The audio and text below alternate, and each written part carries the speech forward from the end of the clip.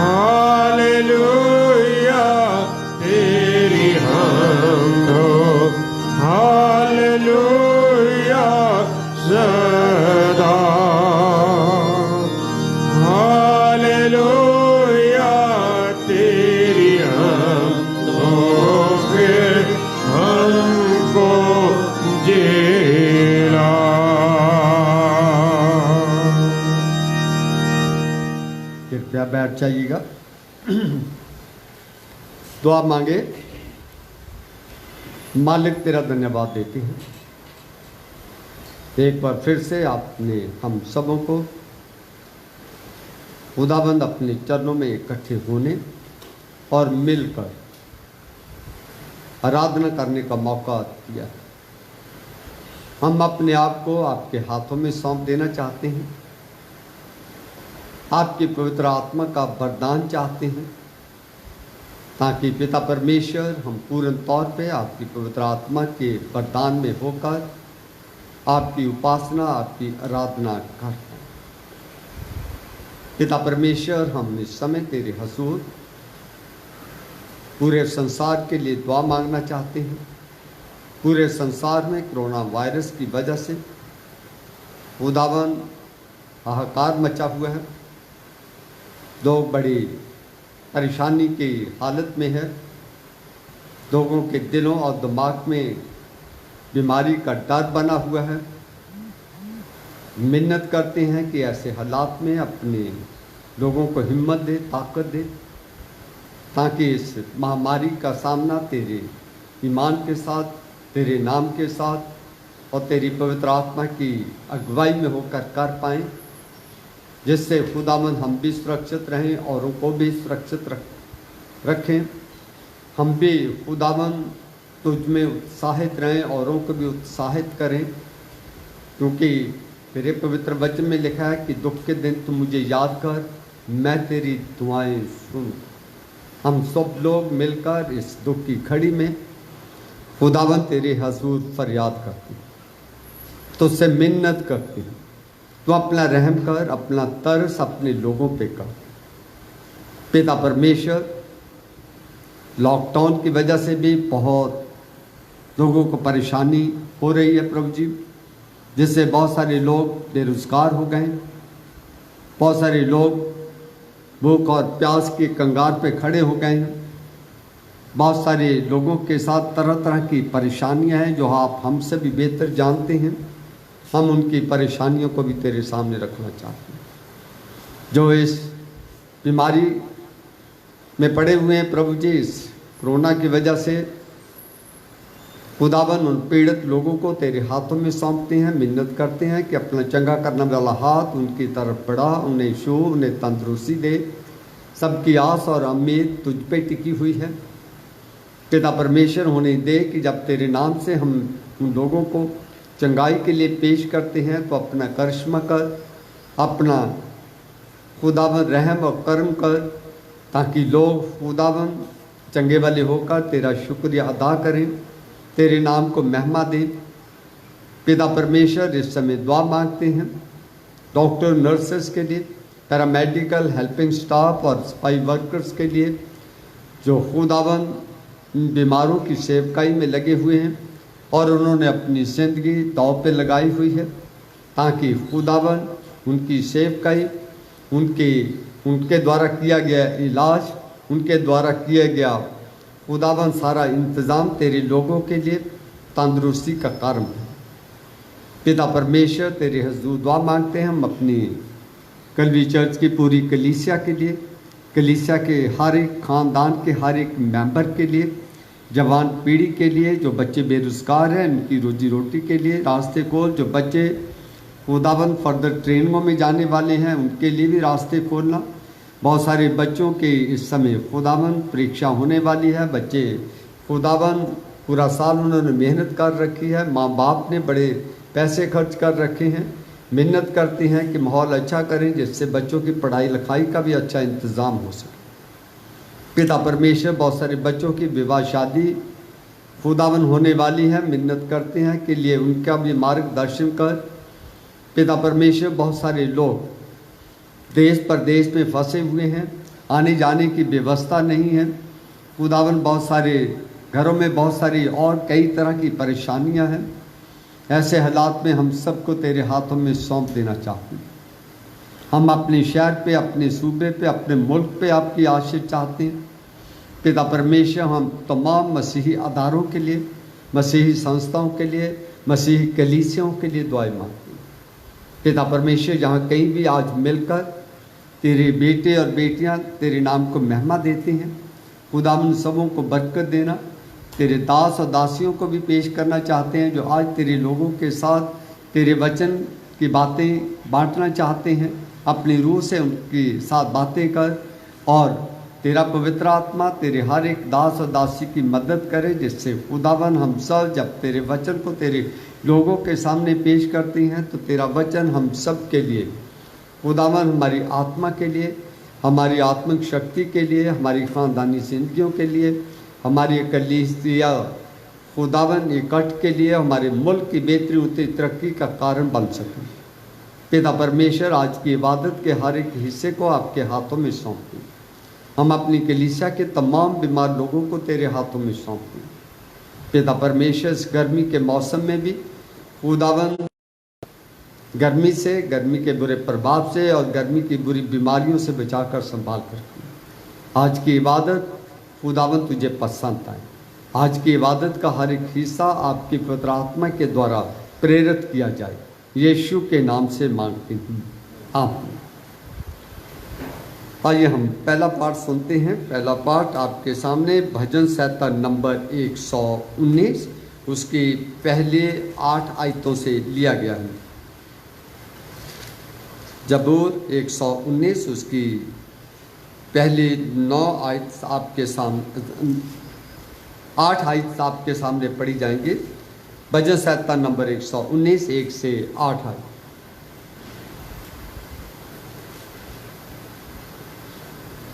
First reading जो कि ली गई है भजन संहिता 119 बाब 1 आयत से लेकर बाब के 8 आयत तक।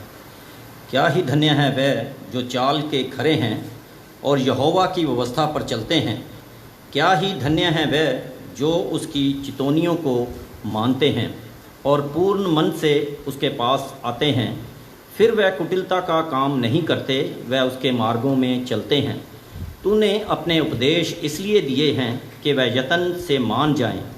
भला होता कि तेरी विधियों को मानने के लिए मेरी चाल चलन दृढ़ हो जाए। तब मैं तेरी सब आज्ञाओं को और चित्त लगाए रहूँगा और मेरी आशा ना टूटेगी। जब मैं तेरे धर्म में नियमों को सीखूँगा तब तेरा धन्यवाद सीधे मन से करूँगा। मैं तेरी विधियों को मानूँगा, मुझे पूरी रीति से ना तज। यह परमेश्वर का पवित्र वचन है। इसके पढ़े और सुने जाने पर हम सबको आशीष मिले। आमीन। धन्यवाद। आइए हम दूसरा पाठ सुनते हैं। यशायाह नबी की पुस्तक उसका 61वां अध्याय उसकी पहली 9 आयतें। यशायाह भविष्यवक्ता की पुस्तक उसका 61वां पाठ उसके पहले 9 पद आपके सामने पढ़े जाएंगे।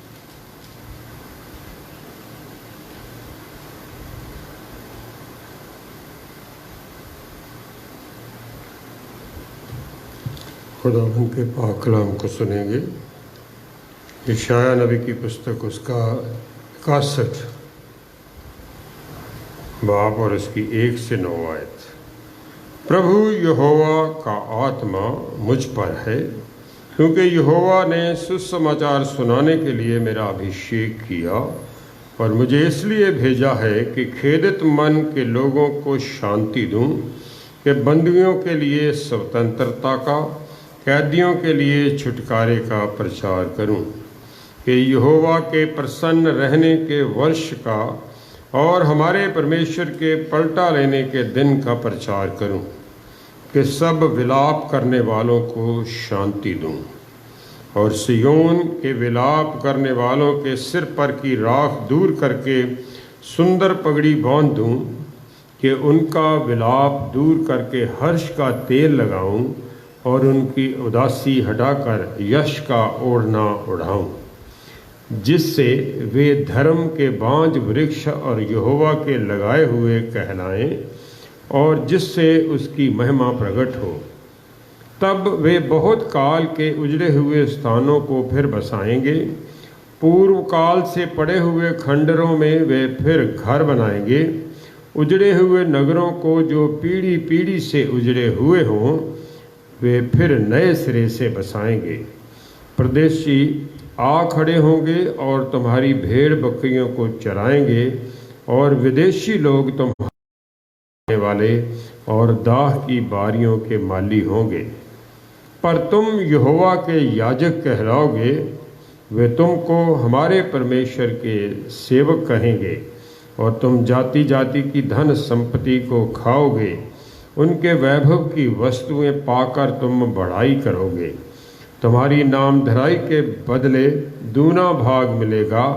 अनादर के बदले तुम अपने भाग के कारण जय जयकार करोगे। तुम अपने देश में दूने भाग के अधिकारी होगे और सदा आनंदित बने रहोगे, क्योंकि मैं यहोवा न्याय से प्रीति रखता हूँ। मैं अन्याय और डकैती से घृणा करता हूँ, इसलिए मैं उनको उनका प्रतिफल सच्चाई से दूंगा और उनके साथ सदा की वाचा बांधूंगा। उनका वंश जाति जाति में और उनकी संतान देश देश के लोगों के बीच प्रसिद्ध होगी। जितने उनको देखेंगे पहचान लेंगे कि ये वह वंश है जिसको परमेश्वर ने आशीष दी है। परमेश्वर अपने इस पवित्र वचन के पढ़े और सुने जाने पर हम सबको अपनी आशीष दे। आमीन।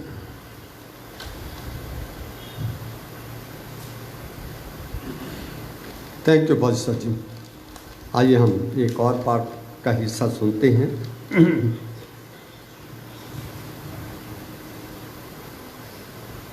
दूसरा ग्रंथियों के नाम पौलुस के द्वारा लिखा गया खत, 6 बाब, उसकी 3 आयत से लेकर 10वीं आयत तक।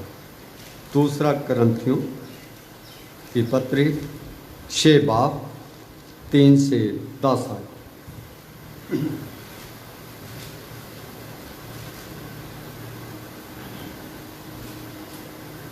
मैं आपके सामने पढ़ूंगी दूसरा कुरिन्थियों की पत्री, उसका 6 बाब 3 से लेके 10 तक। हम किसी बात में ठोकर खाने का कोई भी अवसर नहीं देते, ताकि हमारी सेवा पर कोई दोष ना आए, परंतु हर बात में परमेश्वर के सेवकों के समान अपने को सद्गुणों को प्रकट करते हैं। बड़े धैर्य से, क्लेशों से, दरिद्रता से, संकटों से, कोड़े खाने से, कैद होने से, हुल्लड़ों से, परिश्रम से, जागते रहने से, उपवास करने से, पवित्रता से, ज्ञान से, धीरज से, कृपालुता से, पवित्र आत्मा से, सच्चे प्रेम से, सत्य के वचन से, परमेश्वर की सामर्थ से, धार्मिकता के हथियारों से जो दाहिने बाएं हाथों में हैं, आदर और निरादर से, दुर्नाम और सुनाम से, यद्यपि भरमाने वालों जैसे मालूम होते हैं तो भी सच्चे हैं, अनजानों के सदृश्य हैं तो भी प्रसिद्ध हैं, मरते हुए के समान हैं और देखो जीवित हैं, मार खाने वालों के सदृश हैं परंतु प्राण से मारे नहीं जाते, शोक करने वालों के समान हैं परंतु सर्वदा आनंद करते हैं, कंगालों के समान हैं परंतु बहुतों को धनवान बना देते हैं, ऐसे हैं जैसे हमारे कुछ नहीं तो भी सब कुछ रखते हैं। ये परमेश्वर का पवित्र वचन है, इसके पढ़े और सुने जाने पे आशीष हो। आमीन। Thank you. खुदा आपको बरकत दे। आइए हम सब लोग खड़े होकर गीत गाते हैं। गीत नंबर 160।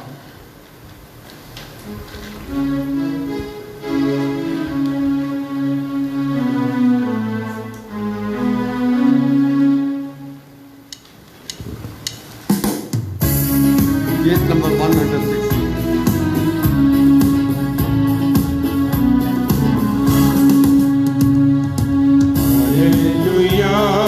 सदा गाएंगे हम प्रभु यीशु के लिए, हालेलुया सदा गाएंगे हम प्रभु यीशु के लिए। आनंद आनंद आनंद है, आनंद आनंद आनंद है, अपनी मोहब्बत से प्रेम किया है, अपनी मोहब्बत से प्रेम किया है, अपने अपना बेटा हमें बना लिया, ये हमारा सौभाग्य है। अपना बेटा हमें बना लिया, ये हमारा सौभाग्य है। हालेलुया सदा गाएंगे हम प्रभु यीशु के लिए। हालेलुया सदा गाएंगे हम प्रभु यीशु के लिए। आनंद आनंद आनंद है, आनंद आनंद आनंद है। आनंद के तेल से मसा किया है, आनंद के तेल से मसा किया है। पवित्रता ने दाखिल किया है, ये हमारा सौभाग्य है। पवित्रता ने दाखिल किया है, ये हमारा सौभाग्य है। हालेलुया सदा गाएंगे हम प्रभु यीशु के लिए। हालेलुया सदा गाएंगे हम प्रभु यीशु के लिए। आनंद आनंद आनंद है, आनंद आनंद आनंद है। प्रभु के आगमन की हमें खुशी है, प्रभु के आगमन की हमें खुशी है। ले आएगा हमें आसमानों में, ये हमारा सौभाग्य है। ले आएगा हमें आसमानों में, ये हमारा सौभाग्य है। हालेलुया सदा गाएंगे हम प्रभु यीशु के लिए। हालेलुया सदा गाएंगे हम प्रभु यीशु के लिए। आनंद आनंद आनंद है, आनंद आनंद आनंद है। सिय्योन जलाली में वास करेंगे, सिय्योन जलाली में वास करेंगे। बाप के दाहिने बैठा करेंगे, ये हमारा सौभाग्य है। बाप के दाहिने बैठा करेंगे, ये हमारा सौभाग्य है। हालेलुया सदा गाएंगे हम प्रभु यीशु के लिए। हालेलुया सदा गाएंगे हम प्रभु यीशु के लिए। आनंद आनंद आनंद है, आनंद आनंद आनंद है। प्रभु की स्तुति करना आनंद है, प्रभु की स्तुति करना आनंद है। प्रभु की सेवा हम करेंगे सदा, ये हमारा सौभाग्य है। प्रभु की सेवा हम करेंगे सदा, ये हमारा सौभाग्य है। हालेलुया सदा गाएंगे हम प्रभु यीशु के लिए। हालेलुया सदा गाएंगे हम प्रभु यीशु के लिए। आइए हम अंजील का हिस्सा सुनेंगे। अंजील का हिस्सा मत्ती की अंजील में से लिया गया है। 5वां बाब उसकी पहली 12 आयत आपके सामने पढ़ी जाएंगी। मत्ती रचित सुसमाचार 5वां पाठ उसके पहले पद से लेकर 12वें पद तक। Gospel according to Saint Matthew chapter 5 verses 1 to 12। वचन में इस प्रकार लिखा है, वह इस भीड़ को देखकर पहाड़ पर चढ़ गया और जब बैठ गया तो उसके चेले उसके पास आए और वह अपना मुंह खोलकर उन्हें ये उपदेश देने लगा। धन्य है वे जो मन के दीन है, क्योंकि स्वर्ग का राज्य उन्हीं का है। धन्य है वे जो शोक करते हैं, क्योंकि वे शांति पाएंगे। धन्य है वे जो नम्र हैं, क्योंकि वे पृथ्वी के अधिकारी होंगे। धन्य है वे जो धर्म के भूखे और प्यासे हैं, क्योंकि वे तृप्त किए जाएंगे। धन्य है वे जो दयावंत है, क्योंकि उन पर दया की जाएगी। धन्य है वे जिनके मन शुद्ध है, क्योंकि वे परमेश्वर को देखेंगे। धन्य है वे जो मेल कराने वाले हैं, क्योंकि वे परमेश्वर के पुत्र कहलाएंगे। धन्य है वे जो धर्म के कारण सताए जाते हैं, क्योंकि स्वर्ग का राज्य उन्हीं का है। धन्य हो तुम जब मनुष्य मेरे कारण तुम्हारी निंदा करें और सताए और झूठ बोल बोल कर तुम्हारे विरोध में सब प्रकार की बुरी बातें कहें, तब आनंदित और मगन होना, क्योंकि तुम्हारे लिए स्वर्ग में बड़ा फल है। इसलिए कि उन्होंने उन भविष्यवक्ताओं को जो तुमसे पहले थे इसी रीति से सताया था। यहाँ पर अंजील का हिस्सा समाप्त होता है। खुदावंद अपने पवित्र वचन के पढ़े और सुने जाने पर हम सबको अपनी आशीष दे। आमीन। कृपया बैठ जाइएगा। मेरे बहन भाइयों, मसीह यीशु में मैं आप सबका स्वागत करता हूं, और देखने वाले सुनने वालों को और जितने मेरे बहन भाई मेरे साथ हाजिर हैं सबको मैं प्रभु यीशु मसीह में सलाम कहता हूं और सबकी सलामती की दुआएं मांगता हूं। आने वाले संडे की इबादत हमारी 9 बजे होगी, कृपया नोट कर लीजिएगा। आने वाले इतवार को हम गर्मी बहुत हो गई है, 9 बजे इकट्ठे होकर परमेश्वर की इबादत की जाएगी। आइए हम दुआ में जाएंगे। दुआ में हमारी बहन मिसेस यस्वी हमारी रहनुमाई करेंगे।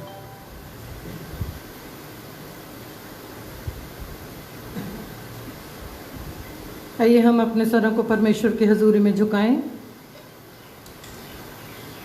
महान दयालु अनुग्रहकारी परमेश्वर, तू जो था और जो है और जो आने वाला है, तू जो इब्राहिम, इसहाक और याकूब का परमेश्वर है।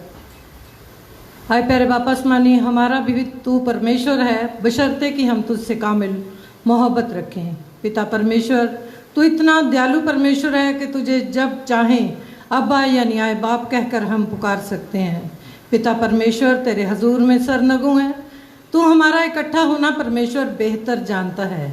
ऐसे माहौल में पिता परमेश्वर, जबकि तेरे लोग पिता परमेश्वर बड़ी चिंताओं में हैं, बड़ी परेशानियों में है प्यारे प्रभु, मगर आए प्यारे वापस मानी, तू ऐसा दयालु बाप है कि तू हमारी ज़रूरतों को पूरा करता है, हमारी परेशानियों को दूर करता है, और आए प्यारे वापस मानी हमें प्रेम करता है, लायक बनाता है प्यारे प्रभु कि हम तेरे हजूर आएँ, तेरे आगे अपने घुटनों को टेकें पिता परमेश्वर, अपने लिए, अपने परिवारों, अपने समाज के लिए, अपनी कम्युनिटी के लिए पिता परमेश्वर, अपने देश के लिए तुझसे दुआएं मांग सके पिता परमेश्वर।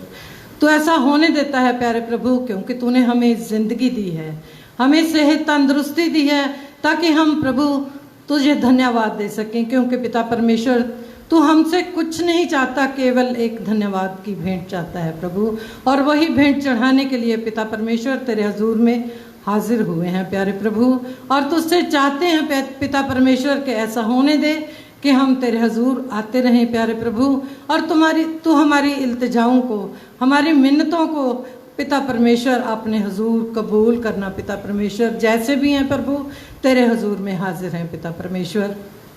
प्यारे प्रभु, आज के इस दिन के लिए प्यारे प्रभु जो तेरी तरफ से आए प्यारे वापस मनी पवित्र ठहराया गया प्यारे प्रभु, तेरी आराधनाएं पिता परमेश्वर जगह बजगह होती हैं प्यारे प्रभु, और आजकल ऐसे माहौल में पिता परमेश्वर जबकि तेरे घर को पिता परमेश्वर खोला नहीं जा सकता, मगर आए प्यारे वापस मानी एक घर नहीं, तेरा तेरा है प्यारे वापस मानी सिंहासन, तेरा मंदिर पिता परमेश्वर हमारे दिलों में है प्यारे प्रभु। तू हमारे मनों में वास करता है। उन मनों को पिता परमेश्वर हम तेरे आगे खोलते हैं, हम इकट्ठे होते हैं पिता परमेश्वर इन मनों को लेकर प्यारे प्रभु।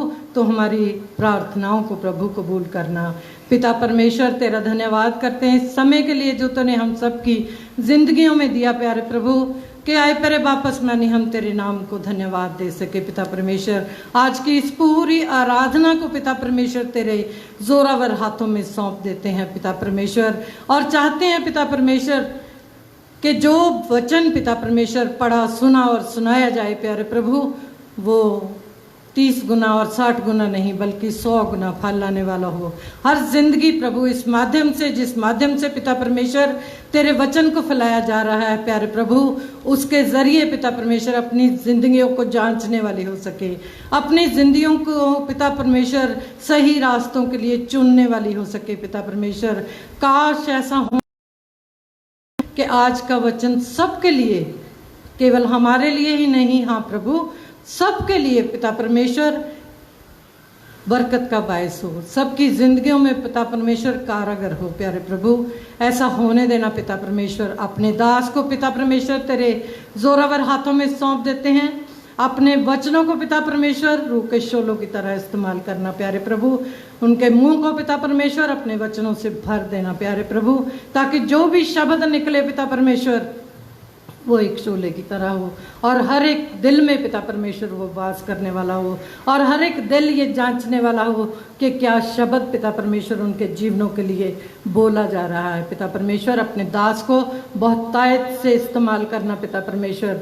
और आए पर वापस मानी तुझसे प्रार्थनाएं करते हैं पिता परमेश्वर अपने सब परिवारों के लिए पिता परमेश्वर, और ख़ास तौर पर प्रार्थना करते हैं अपनी जवान पीढ़ी के लिए पिता परमेश्वर।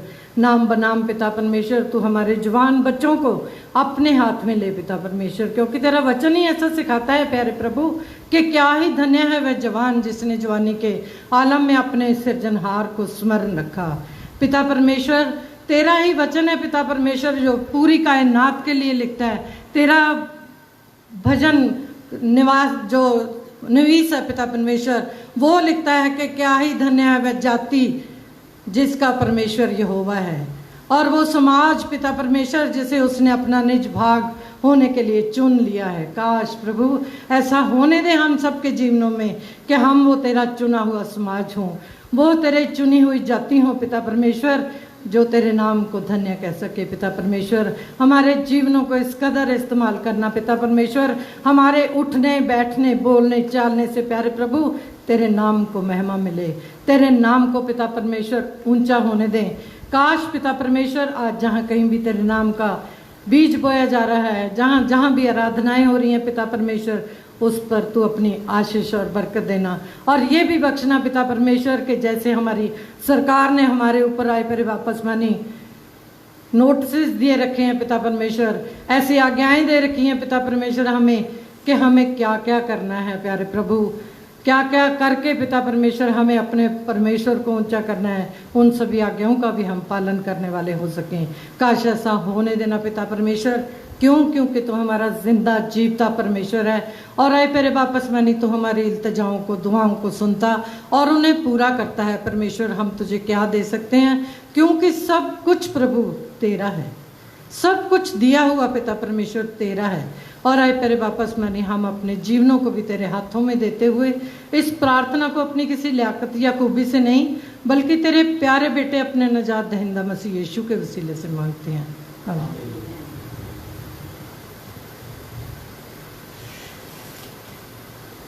थैंक यू मैडम जी, खुदा आपको बरकत दे। आइए आज का वचन सुनने से पहले दो सवाल मैं आपसे करना चाहता हूँ। पिछले संडे का सरमन याद है किसी को? हाँ जी, हाँ जी। और इसमें ये था कि जो धर्मी है वो कभी भी परमेश्वर से त्यागता नहीं, धर्मी कभी भी त्यागा नहीं जाता, यहाँ तक कि वो कभी भी किसी टुकड़ों का मोहताज नहीं रहता। आज का हमारा जो वचन का हिस्सा है ये भी बहुत प्यारा है। ये आज का हिस्सा जो है वो पहाड़ी उपदेश का हिस्सा है। पहाड़ी उपदेश में 3 चैप्टर आते हैं, संडे स्कूल से हम सीखते आए हैं।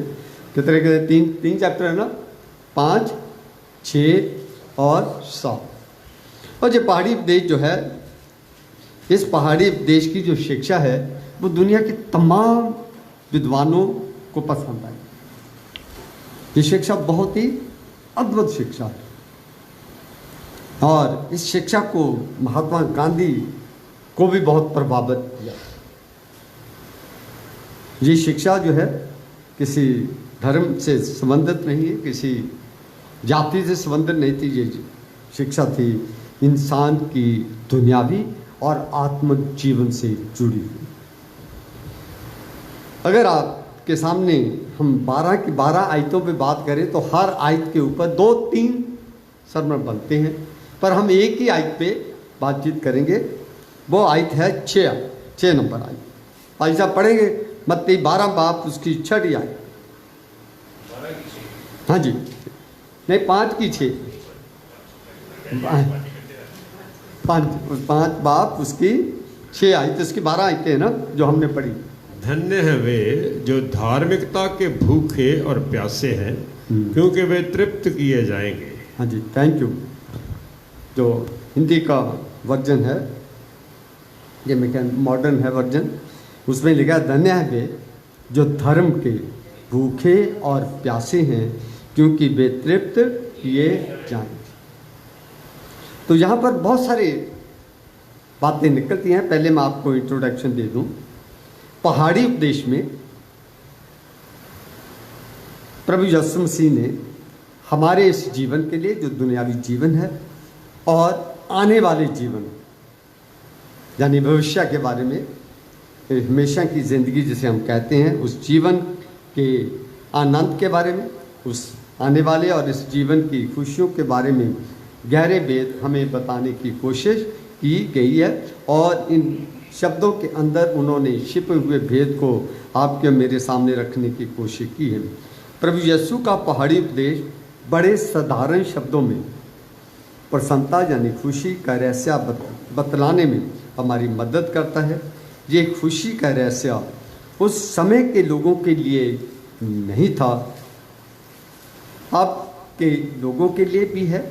पहाड़ी उपदेश में प्रभु यीशु जी ने ये सिखाने की कोशिश की है कि सच्ची खुशी आप और मैं किस प्रकार से इस दुनिया में प्राप्त कर सकते हैं। और थोड़ी सी झलक मैं आपके सामने रखना चाहता हूँ कि प्रभु यीशु कहते हैं कि हम सच्ची खुशी दीनता, नम्रता, शोक, भूख और प्यास, दयालुता, शुद्धता, मेल और स्ताप सहने के द्वारा भी प्राप्त कर सकते हैं। हमने ये तमाम आयतें पढ़ी थी जिसके पीछे उन्होंने है ना, धन्य वे लोग जो मन के दीन है क्योंकि वो परमेश्वर को देखेंगे। तो ये धन्य का मतलब होता है वो लोग बहुत ही खुश नसीब है, वो लोग बहुत ही प्रसन्न रहने वाले लोग हैं, जब उन्हें खुशी मिलने वाली है, जो परमेश्वर के लिए अपने आप को तैयार रखते हैं। हम आज केवल आत्मिक आनंद की, जहाँ आत्मिक खुशी की खोज करेंगे, क्योंकि इसमें लिखा है धन्य वे जो धर्म के भूखे और प्यासे हैं, क्योंकि वे तृप्त किए जाएंगे। तो हम दुनियावी खुशी की भी बातें करेंगे, पर दुनियावी खुशी की बातें अक्सर लोग करते हैं। चाहे हम दो जन किसी भी परिस्थिति में इकट्ठे हों, जहाँ हम बहुत सारे लोग किसी भी परिस्थिति में इकट्ठे हों, तो हम सिर्फ दुनियावी बातों का ही आनंद उठाने की कोशिश करते हैं, जब दुनियावी आनंद प्राप्त करने के लिए ही यत्न करते हैं। पर बहुत कम लोग हैं जो आत्म खुशी के लिए भी कोशिश करते हैं, जो यत्न करते हैं, जो आत्म खुशी को भी एक दूसरे के साथ बांटने की कोशिश करते हैं।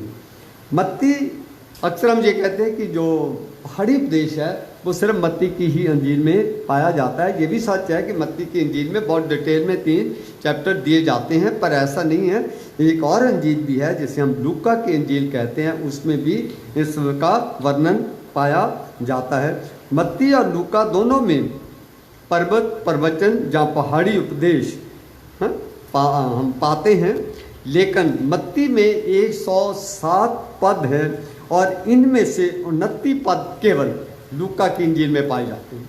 छठा बाब उसकी 20वीं आयत से लेकर 49वीं आयत में एक जगह पर है, परंतु 47वां पद लूका में पाया, 47 पद जो है वो लूका में पाए नहीं जाते हैं। पर ये नहीं है कि उसने पहाड़ी उपदेश को महत्ता नहीं दी, पर 34 पद लूका में पाए जाते हैं, पर वो अलग अलग जगहों पे पाए जाते हैं। उसे मैं इसलिए कहना चाहता हूँ कि इसी पहाड़ी उपदेश को आप अगर लूका की इंजील में पढ़ेंगे तो उसे थोड़ा फर्क तरीके से पढ़ेंगे, पर उसमें पाई जाएंगे, उसे और भी स्पष्टता से बताने की कोशिश की गई है।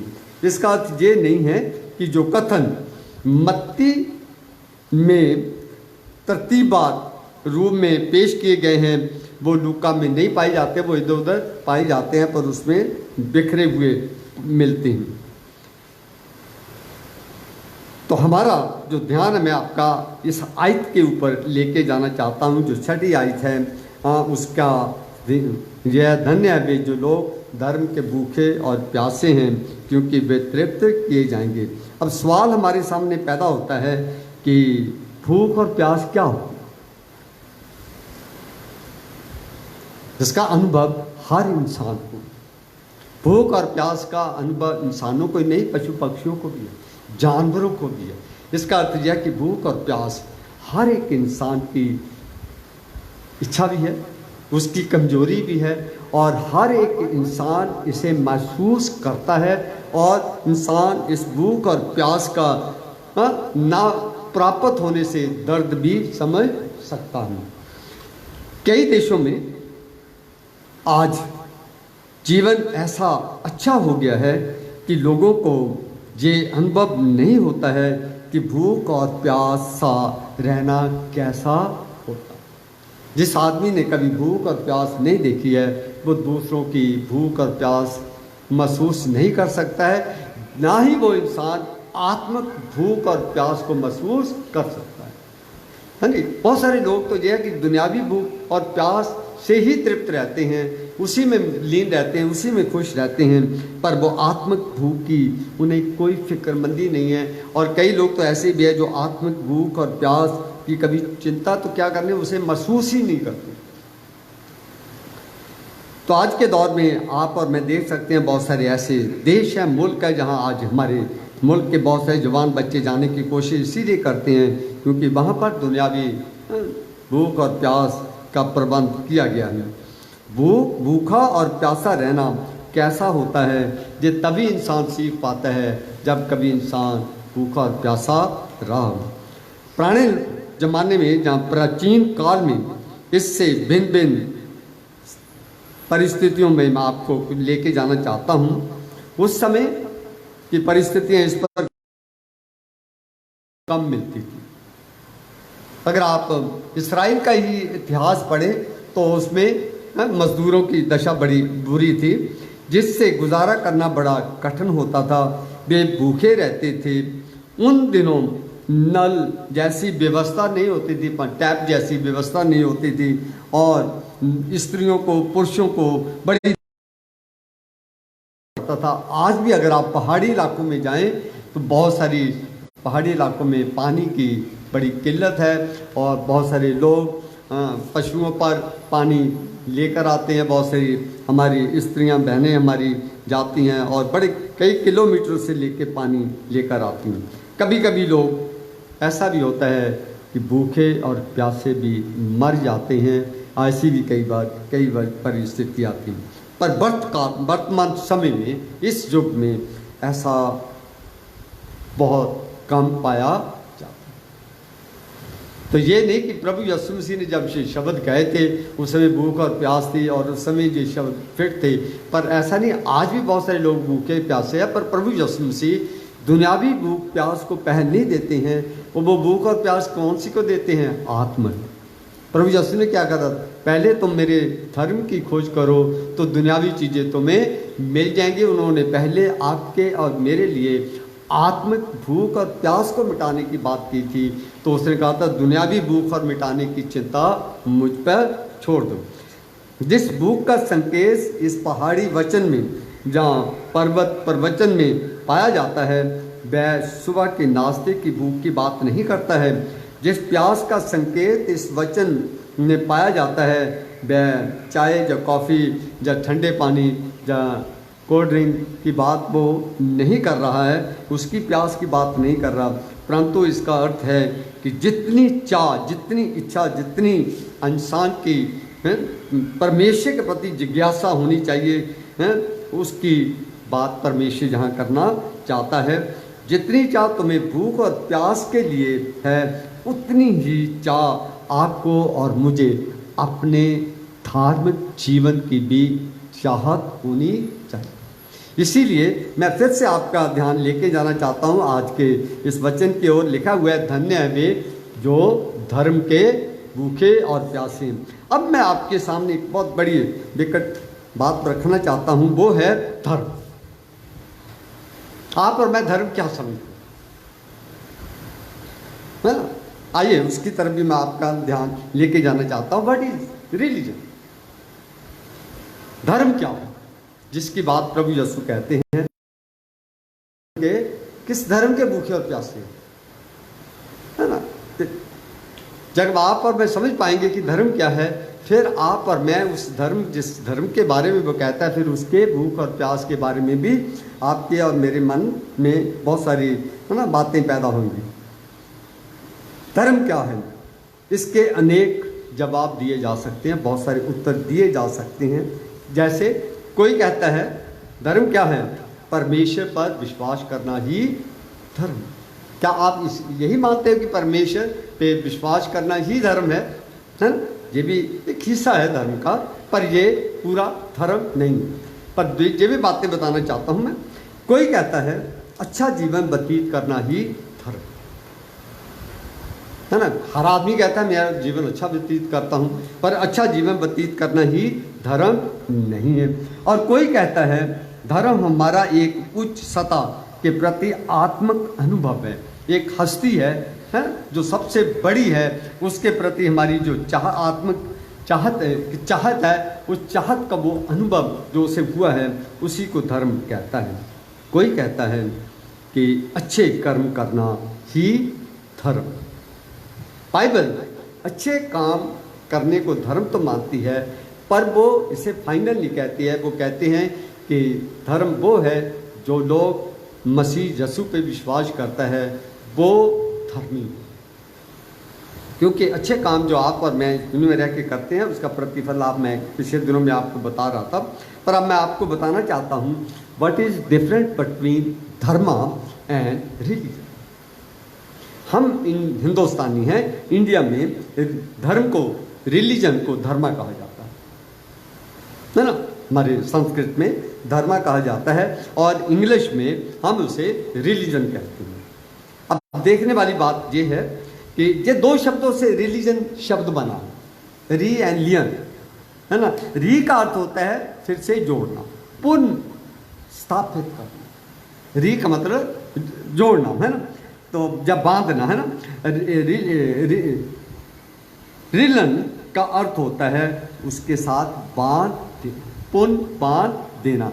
यानी कि धर्म वो चीज़ है जिसमें परमेश्वर को, इंसान को परमेश्वर के साथ बांधना, जहाँ परमेश्वर को इंसान के साथ बांधना, उसे हम क्या कहते हैं? रिलीजन कहते हैं। जैसे धर्म में एक रूप, मैं अब बताना चाहता हूँ धर्म के बारे में, जैसे धर्म में एक रूप नहीं होता वैसे ही धर्म विश्वासियों में भी उनके विश्वासों में भी एक रूपता नहीं पाई जाती है ना? जैसे धर्म क्या एक फॉर्म नहीं है, एक रूप नहीं है, इसी प्रकार से धर्म के मानने वाले लोगों के विश्वास में भी अंतर, फर्क है और ना ही उनकी परिभाषा में एक रूपता पाई जाती है। और जब कोई धर्म की डेफिनेशन देता है, मैंने अभी 3-4 आपके सामने रखी हैं, सबकी अलग अलग डेफिनेशन है। फिर हम कैसे कह सकते हैं कि there is only one religion, है ना? नहीं पाई। पर सभी धर्म, अब एक बात है जो सभी धर्म को धर्म कहते हैं, सभी धर्म विश्वास पर आधारित। सभी धर्म विश्वास या इच्छा या श्रद्धा या जो भी आप कह सकते हो उसके ऊपर आधारित है।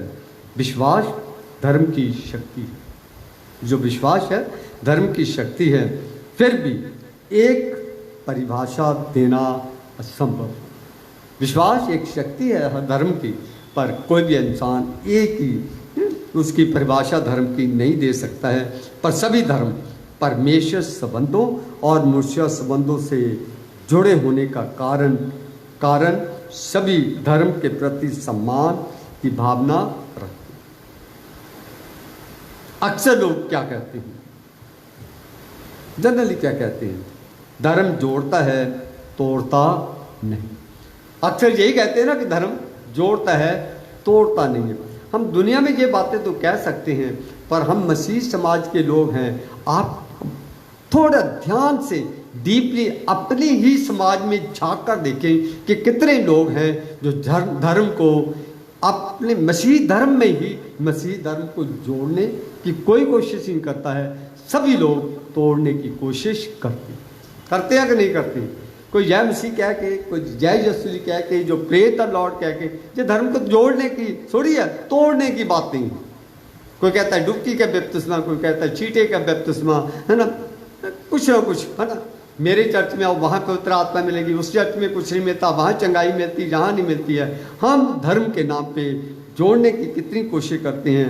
हम हमेशा किसी न किसी सिद्धांत को लेकर धर्म में तोड़ने की कोशिश करते हैं। तो कैसे हम कह सकते हैं कि धर्म जोड़ता है तोड़ता नहीं है।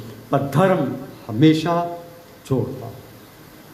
पर जब आप और मैं धर्म में हैं, है ना, धर्म मानव जीवन के अर्थ को समझने में मदद जब कर देता है, धर्म जब इंसान की जिंदगी के धर्म को समझा देता है, फिर हर इंसान ये कोशिश करता है। अभी आपके सामने पढ़ा गया था भजन संहिता नंबर 119। अगर उसकी आप एक या दो आयत पढ़ लें तो आपको और मुझे धर्म की डेफिनेशन थोड़ी सी वहाँ मिल जाएंगी। पाजी साहब पढ़ेंगे भजन संहिता नंबर 119 और उसकी पहली दो आयतें।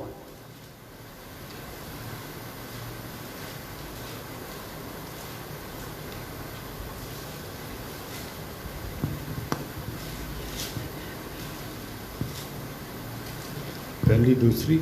हाँ जी। क्या ही धन्य है वे जो चाल के खरे हैं, हाँ जी, और यहोवा की व्यवस्था पर चलते हैं। जो चाल के खरे का मतलब होता है जो परमेश्वर की इच्छा के अनुसार चलते हैं। हाँ जी। क्या ही धन्य है वे जो उसकी चितौनियों को मानते हैं, हाँ जी, और पूर्ण मन से उसके पास आते हैं। पूर्ण मन से उसकी चेतावनियों मतलब उसके कई हुई बातों को जो मानते हैं और पूर्ण मन से उसके पीछे चलते हैं। तो पूरे का पूरा जो आज 8 आयतें दी गई थी वो यही बताने की कोशिश की गई थी। एक बात और मैं आपके सामने रखना चाहता हूँ, फिर मैं आपका ध्यान उसी आयत के ऊपर लेके आऊँगा। फिर हम आप देख सकते हैं धर्म में, रिलीजन में और सुसमाचार में अंतर। कभी आपने इसके गौर शायद नहीं किया। मैं आज आपका ध्यान इसकी तरफ भी लेके जाना चाहता हूँ। हमारे बीच में अनेक धर्म है, परंतु सुसमाचार एक ही। We have it so many religion but we have it one good news. We have only one good news. क्योंकि धर्म मनुष्य द्वारा, धर्म जो है, क्योंकि धर्म जो है वो मनुष्य द्वारा ईश्वर की खोज है जी। धर्म मनुष्य से परमेश्वर की ओर ऊपर जाता है। क्या समझ लगी कोई? धर्म में क्या करता है, इंसान परमेश्वर तक पहुंचने की कोशिश करता है, या इंसान अपनी समझ से अक्ल से परमेश्वर को पाने की कोशिश करता है, अपने जतनों से परमेश्वर तक पहुंचने की कोशिश करता है, अपने जतनों से हमेशा की जिंदगी अच्छे काम करके परमेश्वर तक पहुंचने की कोशिश करता है। साल्वेशन गुड डीड पे आधारित है ना। पर सुसमाचार ये नहीं कहता है। सुसमाचार क्या कहता है? सुसमाचार परमेश्वर द्वारा मनुष्य की खोज। धर्म में मनुष्य परमेश्वर को खोजता है और सुसमाचार में परमेश्वर को खोजता है। सुसमाचार परमेश्वर की ओर से मनुष्य की ओर नीचे आता है। सुसमाचार में परमेश्वर इंसान के साथ दोस्ती करने के लिए नीचे आता है। इसीलिए कहते हैं अर्श को छोड़कर प्रभु यीशु फर्श पे आ गए।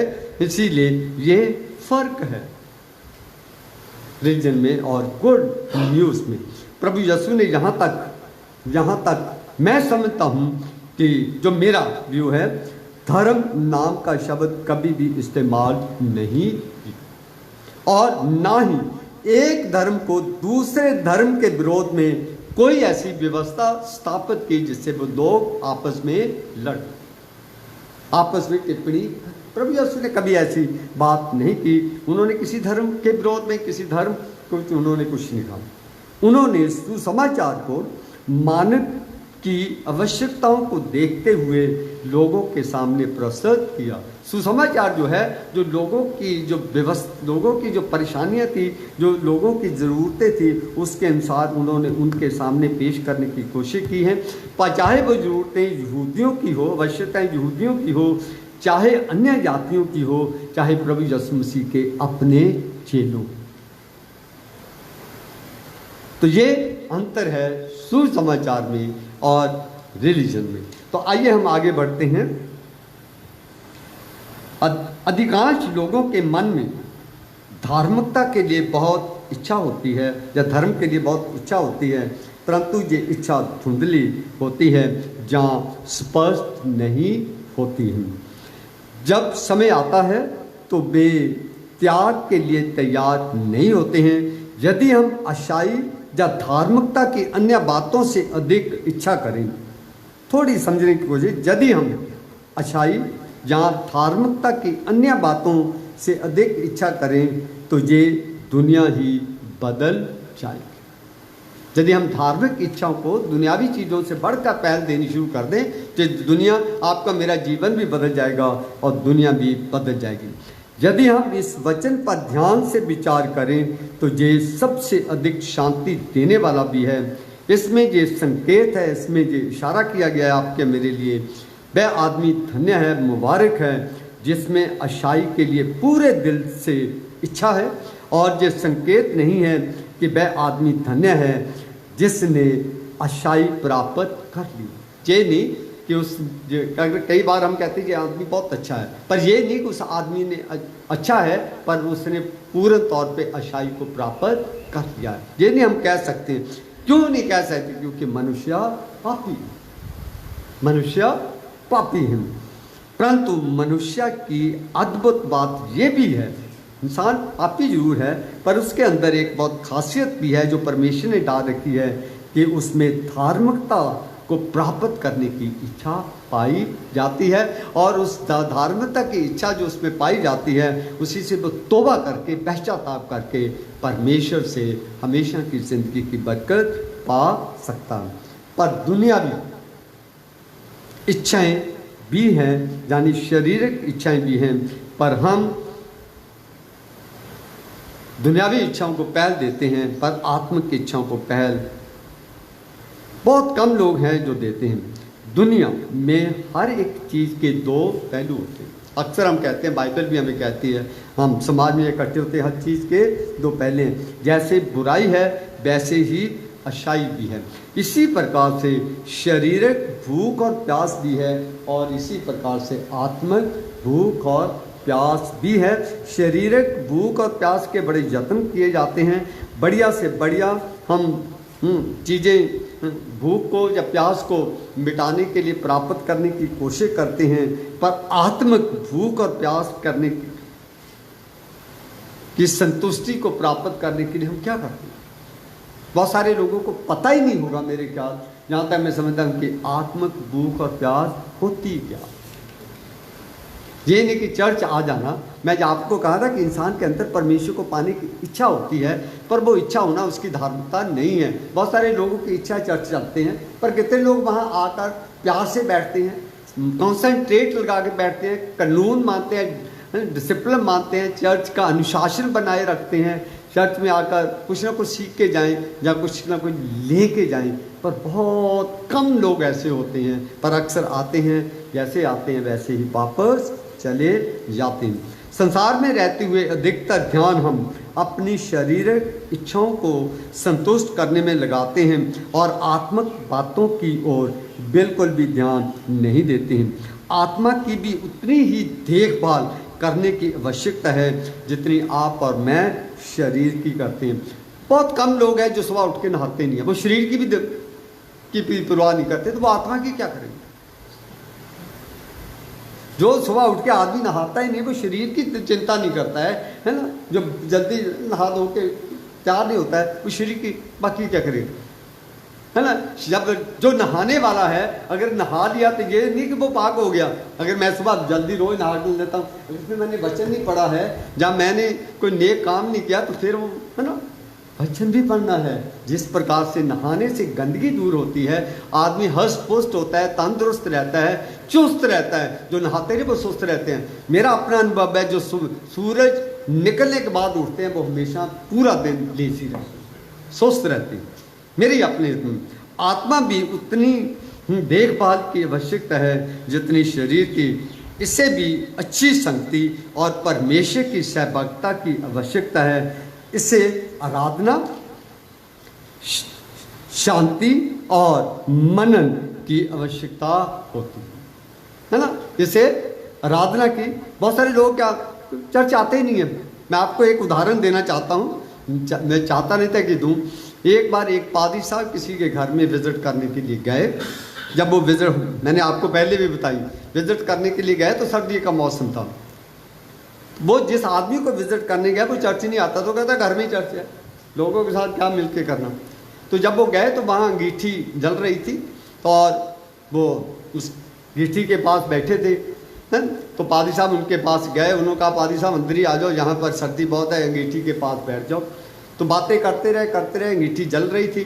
पादरी साहब ने वहाँ चिमटा पड़ा हुआ था, उसमें से अंगीठी में से जो सबसे ज़्यादा कोला दहक रहा था, जिसमें ज़्यादा ज्योति थी, जो ज़्यादा आग दे रहा था, वो निकाल के नीचे रख दिया और फिर बातें करते गए और थोड़ी देर के बाद वो कोला ख़त्म हो गया। और पादरी साहब कहते अच्छा जी मैं चलता हूँ, पर अगले संडे चर्च जरूर आऊँ। वह कहने ये गए थे क्योंकि वो चर्च आता नहीं। कहता पादरी साहब अगले संडे मैं जरूर आऊँगा, क्योंकि जो आपने एक्सपेरिमेंट मेरे सामने किया मैं उसने मुझे अक्ल दे दी है। जो कोयला जब दूसरे कोयलों के साथ जल रहा था तो उसमें रोशनी थी, उसमें आग थी, उसमें ताव था। जब उनमें से वो निकाल कर अलग कर दिया गया तो वो स्वा बन गया, राख बन गया, खत्म हो गया। इसलिए मैं लोगों की संगति में आऊँगा जिससे मुझे ताकत मिलती रहेगी। तो इसीलिए आत्मिक संगति करना भी आपके मेरे लिए अति आवश्यक है।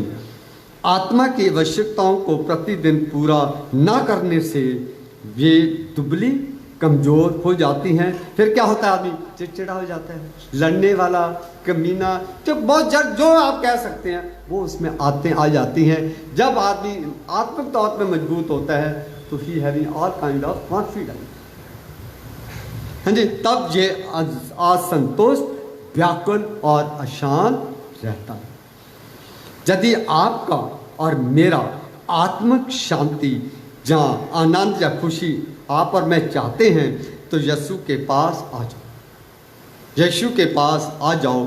आत्मा की क्योंकि वो आत्माओं का असली डॉक्टर है, जो आपको और मुझे जिस्मानी तौर पे भी और आत्मिक तौर पे भी ऐसा टॉनिक देता है जिससे आप जिस्मानी तौर पे भी और आत्मिक तौर पे भी मजबूत हो जाओगे। यीशु के सिवा और कोई भी आत्मिक शांति नहीं दे सकता है। प्रभु यीशु ने क्या कहा यूहन्ना की इंजील में, मैं तुम्हें वो शांति दिए जाता हूँ जो संसार नहीं दे सकता। तो इसका मतलब ये है कि दुनियावी भूख प्यास भी वही मिटा सकता है और आत्मिक भूख और प्यास भी वही मिटा सकता है। मैं कई बार बहुत ध्यान से सोचता है, जब वो कहता है पहले तुम मेरे राज की खोज करो, कहते हैं पहले तुम आत्मिक तौर पे शांत हो जाओ, शांति प्राप्त कर लो, दुनियावी चीज़ें तो मैं तुझे पहले दे दूंगा। दुनियावी चीज़ें आप जिसको आप और मैं पहल देते हैं, जब वो दुनियावी चीज़ें आपकी मेरी ज़िंदगी में बढ़ जाती हैं तो आपके और मेरे लिए वो सिरदर्दी बन जाती है, उससे आपकी आत्मिक ज़िंदगी और भी नरक बन जाती है। क्योंकि जो चीज़ें आपके पास ज़्यादा आ जाएंगी फिर आप उसी में लीन रह जाते हैं। दुनिया में ऐसी कोई भी चीज़ नहीं है जिससे आत्मिक शांति आप और मैं खरीद सके या किसी से प्राप्त कर सके।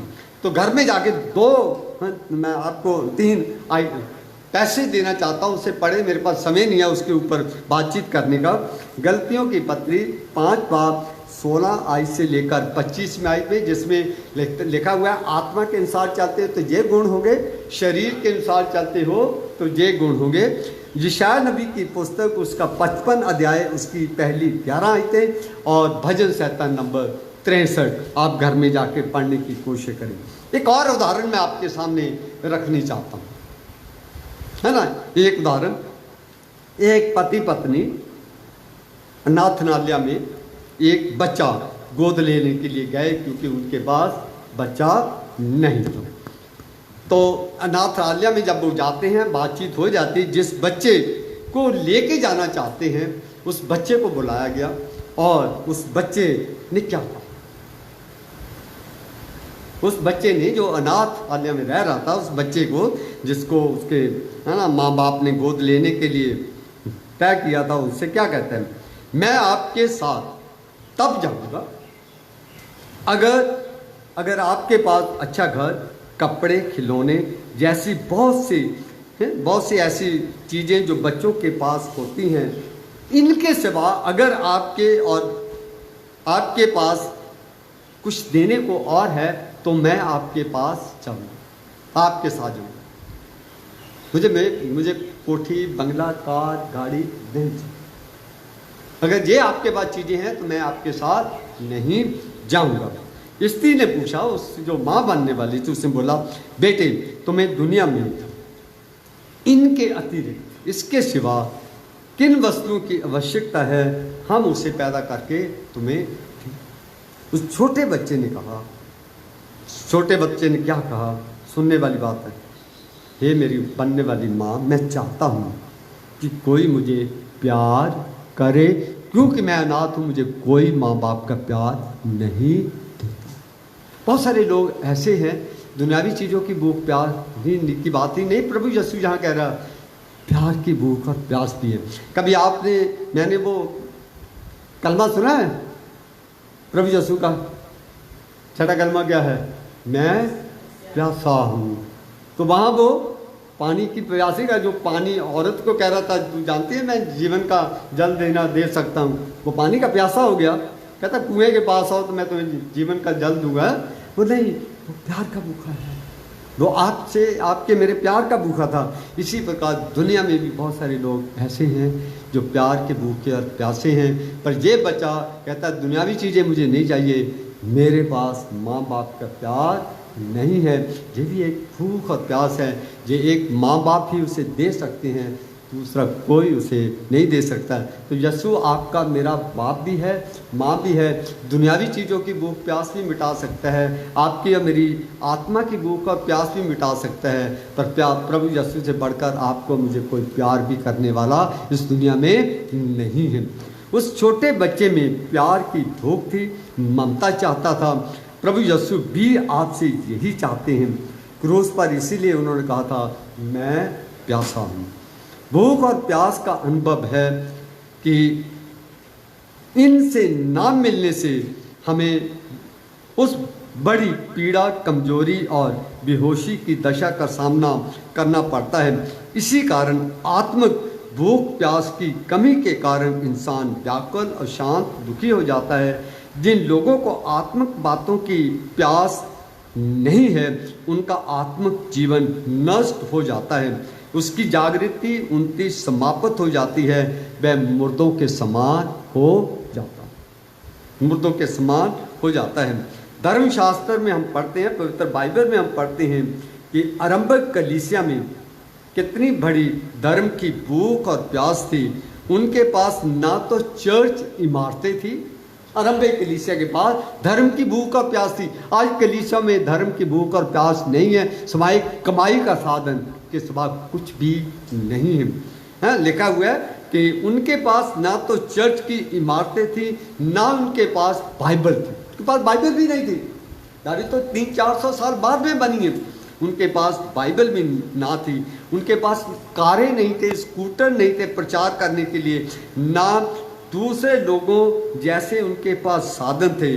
फिर भी लिखा हुआ है बाइबल में कि उन्होंने सारी दुनिया को उलट पुलट कर दिया, सारी दुनिया को उन्होंने उलट पुलट कर दिया। उन्होंने आत्मिक क्रांति पैदा कर दी जिससे रोमी सरकार की नींव तक हिल गई थी। उन्होंने प्रतिदिन मसीही विश्वास के खुशी के कारण उनके ऊपर तरह तरह की यातनाएं, उनके ऊपर तरह तरह के दुख, तरह तरह की मुसीबतें खड़ी कर दी, पर उन्होंने उन तमाम दुखों, उनके तमाम अत्याचारों का सामना करते हुए प्रभु यीशु मसीह की गवाही देते हुए मौत तक का स्वागत कर दिया। हमारे घरों में बातचीत का विषय आजकल क्या रहता है?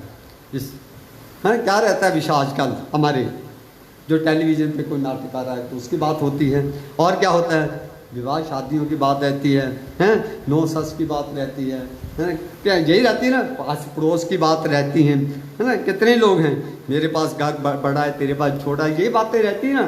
कितने लोग हैं, ये बातें रहती हैं। कितने लोग हैं जो परमेश्वर के बारे में बातचीत करते हैं, बाइबल के बारे में बातचीत करते हैं, एक दूसरे की बेहतरी के लिए, एक दूसरे की भलाई के लिए, एक दूसरे की मदद करने के लिए कितने लोग बातें करते हैं। क्योंकि इन बातों से सब वो लोग अनजान है। ऐसा इसीलिए है क्योंकि हमारी आत्मिक बुद्धि दरिद्र हो गई है। आत्मिक बुद्धि इसलिए दरिद्र हो गई है क्योंकि हमारे बीच में से धर्म की भूख और प्यास नहीं है, बल्कि दुनियावी चीज़ों की भूख और प्यास है। कुछ लोगों का एक्सपीरियंस मैं आपके सामने रखना चाहता हूँ। फ्रांस के एक फिलोसफर का कहना है, संपूर्ण संसार सुख, शांति और प्रसन्नता की खोज में पागलों की भांति प्रयत्नशील। कहता दुनियावी सुख शांति के लिए तो वो पागलों की तरह यत्न करता है, पर आत्मिक शांति के लिए कोई यत्न नहीं करता है। टेक्सास के करोड़पति ने, टेक्सास अमेरिका, मैं सोचता था, वहाँ के करोड़पति क्या कहता है, मैं सोचता था कि धन के द्वारा आनंद या खुशी को खरीदा जा सकता है, पर कहता मैं धोखे में था। पैसे से नहीं खरीदी जाती। मैंने सरमन दिया था, खुशियाँ पैसे से नहीं मिलती हैं, प्यार पैसे से नहीं मिलता है, मुक्ति पैसे से नहीं मिलता है। एक ब्रिटेन के एक महान सामाजिक सुधारक ने, सोशल रिफॉर्मर ने कहा है, मेरे पास जीवन के सभी सुख साधन है, परंतु फिर भी मुझे जीवित रहने की कोई इच्छा नहीं, क्योंकि उसके पास आत्मा, भूख और प्यास के लिए कोई भी साधन नहीं। 3 वस्तुओं की कमी के कारण मनुष्य असंतुष्ट रहता है। 3 चीज़ें हैं जिनसे इंसान हमेशा, है ना, दुखी रहता है, है ना। मनुष्य परमेश्वर के स्वरूप में सजा गया था, परंतु वह अपने पाप के कारण परमेश्वर के स्वभाव से हटकर भटक गया। परमेश्वर ने इंसान को अपनी शक्ल सूरत पे बनाया था, पर वो गुनाह करके क्या हुआ, परमेश्वर से दूर हो गया। तो परमेश्वर के पास आना ही आपका मेरा धर्म होगा। दूसरे उसमें कहता है उसका परमेश्वर से हटकर क्या हो गया, उसके स्वभाव में अंतर आ गया। जब वो परमेश्वर के साथ था, इसलिए प्रभु यीशु के बारे में पौलुस क्या कहता है फिलिप्पियों में, तुम्हारे स्वभाव यीशु के समान हो जाए। तो पहला इंसान ये है, जिस दिन आपका मेरा स्वभाव परमेश्वर जैसा हो जाएगा। परमेश्वर का स्वभाव क्या है, नेकी करना है ना, आराधना करना है ना, यही कहता है ना परमेश्वर। तो आपके मेरे स्वभाव में परिवर्तन आना चाहिए, जिससे अगर आपका मेरा परिवर्तन नहीं आता है तो आप हमेशा संतुष्ट रहेंगे। दूसरा, सत्य से दूर होकर मनुष्य व्याकुल और घबराया रहता है सच्चाई से, और प्रभु यीशु मसीह ही सच्चाई है। मनुष्य प्रसन्नता या शांति चाहता है, न केवल मन की शांति जो विभिन्न परेशानियों तथा निराशाओं से बचाकर रखे, बल्कि आत्मिक शांति जो उनके अंग अंग में समा जाती है, जो जीवन के कठिन समयों में उसकी सहायता करती है। पूर्वी देशों के पास हर तरह की टेक्नोलॉजी, सुख सुविधाएँ हैं, परंतु फिर भी पूर्वी देश के लोग, वेस्टर्न कंट्री के लोग अप्रसन्न। उनके पास हर तरह की सुविधा है, पर दे आर द मोर कर सकते, उनके पास हर तरह की सुविधाएं, क्योंकि वे परमेश्वर के प्रति उनके पास कोई भी भूख और प्यास नहीं है। याद रखिए, परमेश्वर अपनी प्रतिज्ञाओं का सच्चा है। उसने कहा है, धन्य है वे जो धर्म के भूखे और प्यासे हैं, क्योंकि वे तृप्त किए जाएंगे। अगर आप और मैं धर्म की भूख और प्यास को मिटाने के जतन करोगे तो परमेश्वर हर हालात में आपकी और मेरी आत्मा और आत्मिक और दुनियावी जहाँ संसारिक भूख और प्यास की तृप्ति करेगा। भजन संहिता नंबर फिलिप्पियों 4 बाब उसकी 19 आयत में लिखा है, मेरा पिता परमेश्वर भी अपने उस धन के अनुसार जो महिमा सहित मसीह यीशु में है तुम्हारी हर एक घटी को पूरी करेगा। दुनियावी भूख और प्यास के आधार पर हम आत्मिक भूख और प्यास की भी चिंता कर सकते हैं। आखिरी आयत है नित्य वचन 16 बाब उसकी 20 आयत, जो वचन पर मन लगाता है वह कल्याण पाता है, उसका भला होता है, उसकी तृप्ति होती है, और जो यहोवा पर भरोसा रखता है वो सदा खुश रहता है। May God bless you all. धन्यवाद। आइए हम अपनी चर्च की क्वायर से गीत सुनते हैं।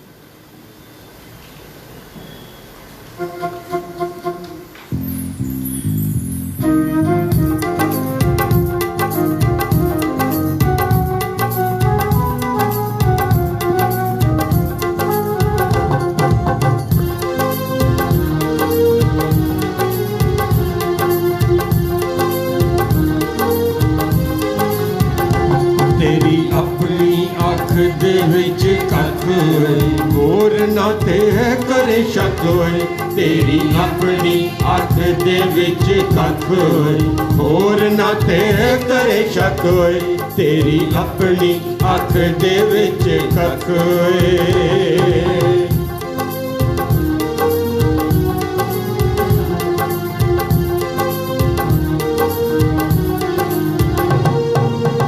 पहला तू कट ले अपने शतीर नू, फिर किते होर जाके करी तकरीर नू।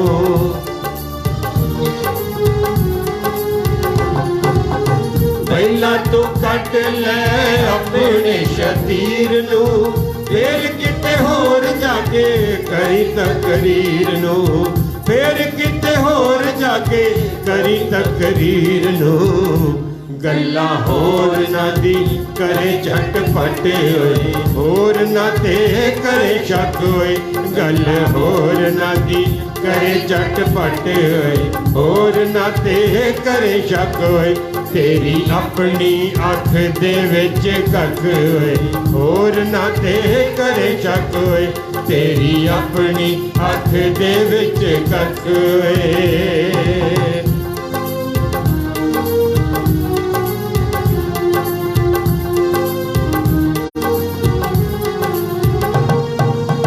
माया दे प्यार तेरा मगज बिगाड़िया, बिना नशा पीतिया जरूर तेन चाड़िया।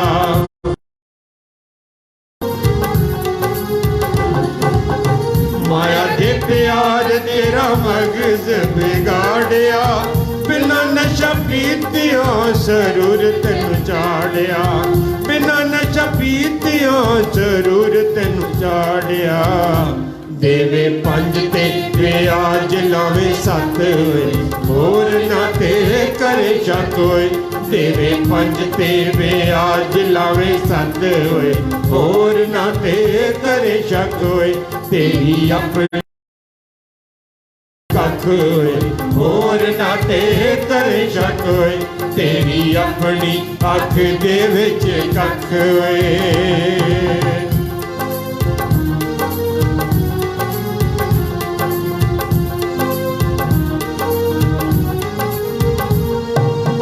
होर ना दे बानू तू खोल खोल दसना, अपने गुनाहां नू तू ढक ढक रखना।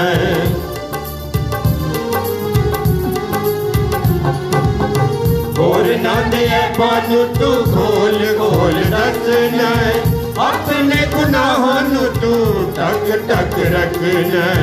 अपने गुनाहां नूं क्यों टक टक रखना, नाले रखना कलाम उत्ते हथ होए, होर ना ते करे शक होए, नाले रखना कलाम उत्ते हथ होए, होर ना ते करे शक होए, तेरी अपनी अख दे विच कख होए, होर ना ते करे शक होए, तेरी अपनी दे विच कख होए।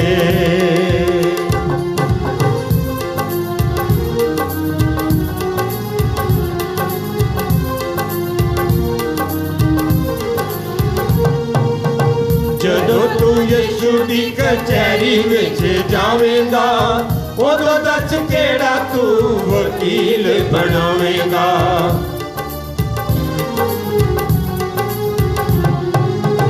जदों तू यीशु दी कचहरी विच जावेगा, उदों दस केड़ा तू वकील बनावेगा, उदों दस केड़ा तू वकील बनावेगा। घोड़े बजने ने उत्ते कस कस होए, होर ना ते करे होए, होर ना ते करे शक होए, तेरी अपनी अख दे विच कख होए, होर ना ते करे शक होए, तेरी अपनी अख दे विच कख होए।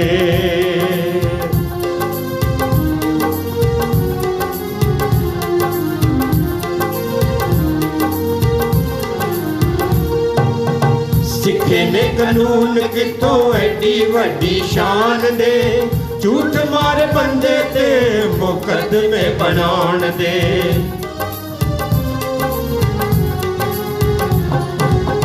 सिखे ने कानून कितों एडी वड्डी शान दे, झूठ मारे बंदे ते मुकदमे बनाण दे, झूठ मारे बंदे ते मुकदमे बनाण दे। देवे झूठियां गवाइयां डट डट होए, होर ना ते करे शक होए, देवे झूठियां गवाइयां डट डट होए, होर ना ते करे शक होए, तेरी अपनी अख दे विच कख होए, होर ना ते करे शक होए, तेरी अपनी अख दे विच कख होए।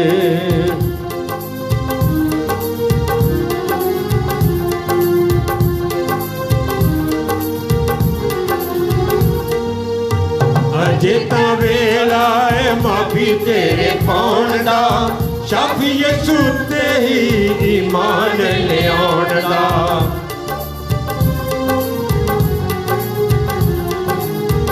अजे तां वेला है माफी तेरे पाउण दा, शाफी यीशु ते ही ईमान लियाउण दा, शाफी यीशु ते ही ईमान लियाउण दा। तौबा कर ले तू अज झट फट होए, होर ना ते करे शक होए, तौबा कर ले तू अज झट फट होए, होर ना ते करे शक होए, तेरी अपनी अख दे विच कख होए, होर ना ते करे शक होए, तेरी अपनी अख दे विच कख होए, तेरी अपनी अख दे विच कख होए, तेरी अपनी अख दे विच कख होए। Thank you very much. May God bless you for beautiful song. आइए हम मिलकर प्रभु यीशु की बताई हुई प्रार्थना में शामिल हों। ऐ हमारे बाप जो तू आसमान पर है, तेरा नाम पाक माना जाए, तेरी बादशाहत आए, तेरी मर्जी जैसे आसमान पे पूरी होती है ज़मीन पर भी। हमारे रोज़ की रोटी आज हमें दे, जैसे हम दूसरे के कसूरों को माफ़ करते हैं, आप हमारे कसूरों को माफ़ करें, हमें परीक्षा में न पड़ने दे, बल्कि बुराई से बचा, क्योंकि बादशाह, कुदरत और जलाल हमेशा तेरी हैं। आमीन। अब हमारे खुदावंद यीशु मसीह का अनुग्रह, परमपिता परमेश्वर का प्यार और पवित्र आत्मा की शफकत हम सबों के साथ अब से लेकर हमेशा तक होता रहे। आमीन। धन्यवाद। खुदा आप सबको बरकत दे। अगले संडे नेक्स्ट संडे हम 9 बजे मिलेंगे।